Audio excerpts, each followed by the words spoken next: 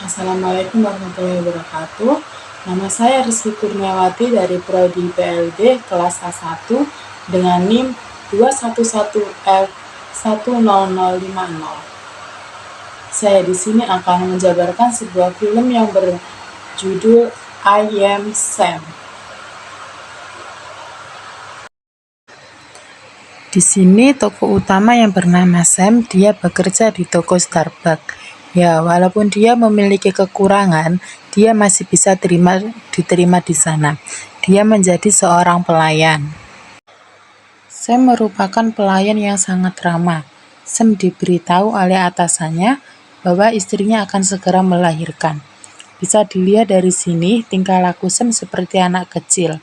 Bahkan dia sering berbicara tidak selayaknya orang dewasa. Sampai di rumah sakit, Sam menemani istrinya sampai bayinya melahirkan. Meskipun Sam ditolak oleh istrinya untuk menemani. Usai pulang dari rumah sakit, terlihat istrinya Sam yang bernama Becca tidak terlihat bahagia. Becca menyuruh suaminya untuk menunggu bus, akan tetapi waktu itu dibuat kesempatan untuk Becca kabur, dan Sam pun terlihat kebingungan ditinggal seorang diri. Lalu Sam pun membawa pulang Becca ke rumahnya. Pada malam hari, Sam terbangun mendengar suara tangisan bayi. Pada keesokan harinya, Sam mengganti popok Lucy dengan yang baru. Akan tetapi, Sam menaikkan popoknya dengan peniti sehingga tidak memberikan kenyamanan pada Lucy. Dan akhirnya pun Sam pergi ke supermarket untuk membelikan diapers untuk Lucy. Dan itu membuat Sam kekurangan istirahat. Lalu datanglah sebuah telepon berdering yang berasal dari tetangga apartemennya Sam. Wanita itu bernama Annie. Ketika Annie menanyakan kemana ibu dari bayi tersebut, karena bayi itu terus saja menangis, Sam hanya bisa menjawab bahwa ibu dari bayi ini tidak mau mengakui bayi tersebut. Annie pun kasihan kepada Sam. Akhirnya Annie menyuruh Sam untuk membawa ke rumahnya. Sampai di rumahnya, Sam diberitahu oleh Annie bahwasanya bayi itu membutuhkan makan paling tidak 1 kali 2 jam. Itu sebabnya Lucy menangis pada setiap malam. Usai pertemuannya dengan Annie, Sam pun pulang untuk menidurkan Lucy. Tak lama kemudian, teman-temannya Sam datang. Teman-temannya Sam sama dengan Sam memiliki kekurangannya masing-masing. Walaupun begitu, mereka tetaplah saling memiliki perasaan dan hati yang sangat baik. Hari demi hari Sam melalui bersama Lucy, dan Lucy pun juga dibawa ke tempat kerja Sam. Pertumbuhan bayi semakin hari semakin pesat, dan membuat Sam kesulitan saat bekerja. Sam memutuskan untuk membawa Lucy dititipkan kepada Annie, yaitu tetangganya. Awalnya Annie menolak, akan tetapi Annie mendengar ucapan pertama Lucy, yaitu Annie. Mungkin dia sering kontak dengan Annie. Melihat hal tersebut, Annie merasa tersentuh. Akhirnya, Annie pun menerima Lucy untuk ia jaga selama Sam bekerja. Dalam kesehariannya, Lucy selalu bersama Annie dan Sam. Dia yang semakin hari semakin bertumbuh menjadi gadis yang riang. Dia selalu menanyakan berbagai hal kepada ayahnya mengenai hal-hal kehidupannya. Lucy juga sempat menanyakan kepada ayahnya bagaimana sosok ibunya. Namun, Sam menjawabnya dengan menceritakan sosok yang sama seperti Lucy yang ditinggalkan oleh ibunya. Maksud dari cerita ayahnya Lucy yaitu orang-orang yang terpilih yang memiliki kehidupan yang sulit. Dengan kekurangan ayahnya, Lucy tetap menyayangi ayahnya. Mereka juga sering sarapan di tempat langganan mereka dengan semua pesanan yang macam-macam, mulai dari salad buah dikasih apalah, pokoknya itu pesanannya itu yang macam-macam. Dan ada hal yang miris saat Sam mengantarkan putrinya untuk membelikan sepatu. Mereka juga ditemani oleh teman-teman Sam, dan terlihat tingkah dari mereka saat memilih sepatu.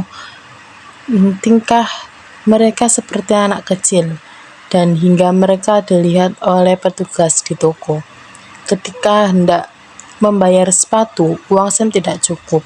Namun ia memiliki teman-teman yang baik, sehingga teman-temannya mengeluarkan uang mereka meskipun uang itu receh untuk menambah pembayaran uang sepatu dari anak Sam. Pada suatu hari, Sam mengisi teka-teki silang di suatu bar. Dia sedang digoda oleh seorang wanita, yang ternyata wanita itu adalah seorang PSK. Pada saat polisi sedang menggerebek, ia memberikan keterangan dengan sikap dirinya sebagai seorang yang memiliki disabilitas. Sam pun dihubungi oleh pihak sekolahnya Lucy yang mendapatkan berita dari layanan perlindungan anak, bahwasannya ayahnya Lucy yaitu seorang yang disabilitas yang intelektualnya sama dengan anak usia 7 tahun. Lantas bagaimana mungkin Sam bakal mendidik putrinya yang nantinya bakal menginjak usia 8 tahun dan semakin dewasa. Beberapa hari kemudian, teman-temannya Lucy datang ke rumahnya untuk memberikan kejutan di hari ulang tahunnya Lucy. Begitupun dengan teman-temannya Sam yang disabilitas. Mereka pun sudah siap di sana. Pada saat Sam membuka pintu, yang datang bukanlah Lucy, melainkan ibu-ibu dari Departemen Layanan Anak. Sam ditahan oleh pihak kepolisian dan dikawal oleh ibu-ibu dari Departemen Layanan Anak. Sementara itu, Lucy akan diamankan karena tidak akan bisa tinggal lama dengan ayahnya yang memiliki keterbelakangan mental. Ini awal pembukaan persidangan, hanya pengenalan apa yang akan dihadapi oleh Sam nantinya. Sam masih belum memiliki pengacara, dan Sam sampai beberapa bulan ke depan tidak bisa dapatkan hak asuh Lucy. Namun, Sam bisa mengunjungi Lucy di rumah orang tua asuhnya, yaitu 2 kali dalam 1 minggu, dalam waktu 2 jam. Dan hal ini membuat Sam sedih. Teman-teman Sam mendukung Sam untuk mendapatkan hak asuh Lucy kembali, sampai Sam pergi ke firma hukum untuk menyewa pengacara. Pengacara ini bernama Rita. Rita ini pengacara kondang yang tidak dapat mendengarkan penjelasan dari Sam.